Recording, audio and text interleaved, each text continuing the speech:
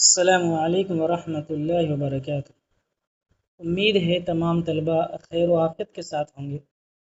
आज हम एक चीज़ जिसमें हम ज़्यादातर गलती करते हैं और उन दोनों को हम एक ही समझते हैं। उर्दू में एक लफ्ज़ पढ़ते हैं हम उस्ताद, ठीक है। जैसे आप देख सकते हैं अलिफ सीन और ये ता है, उस्ताद, ठीक है। और एक हम लफ्ज़ पढ़ते हैं उस्ताज, जाल के साथ,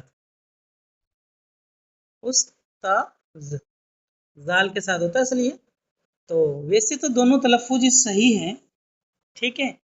लफ्ज़ उस्ताद किसके ऊपर सादिक आता है और उस्ताज किसके ऊपर सादिक आता है, इसका फ़र्क आज हम थोड़ा सा देखेंगे। उस्ताज जो जाल के साथ पढ़ा जाता है वो सादिक आता है मुअल्लिम के ऊपर, ठीक है। मुअल्लिम जिसे हम टीचर भी कह सकते हैं, और जिससे हम कोई चीज़ पढ़ें, ठीक है, कोई इल्म हासिल करें, तो उसके लिए हम कहते हैं उस्ताज, ठीक है। और ये ख़ास है टीचर्स के लिए, मुअल्लिम के लिए।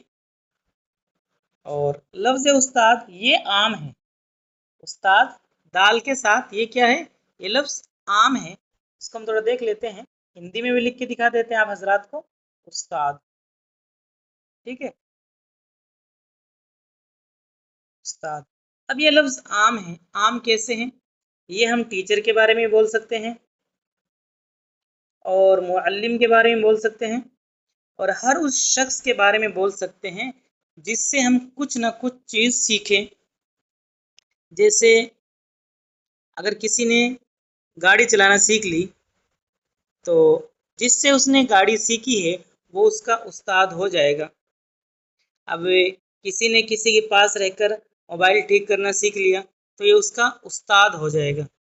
और ये अपने उर्फ़ आम के अंदर बोलते भी हैं, जो जिसको हम अपना बड़ा समझते हैं, जिससे हम कोई चीज़ सीखते हैं, किताब इल्म के अलावा हाथ के हुनर वगैरह सीखते हैं, उनको भी हम उस्ताद कहते हैं।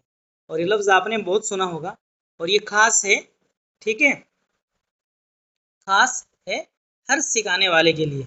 अब इसमें टीचर भी आ सकते हैं, मुअल्लिम भी आ सकते हैं, और गाड़ी जिससे सीखते हैं वो भी आ सकते हैं। मान लो किसी से बाइक ठीक करनी सीख ली, वो भी उसमें आ जाएगा। खुलासा कलाम, हर हुनर के लिए हम उस्ताद कह सकते हैं। इसके बरखिलाफ उस्ताद जाल के साथ ये हर हुनर के लिए नहीं कह सकते, ये सिर्फ उस्ताद टीचर्स के लिए और मुअल्लिम के लिए, जिससे हम कोई इल्मी बातें सीखें, इल्म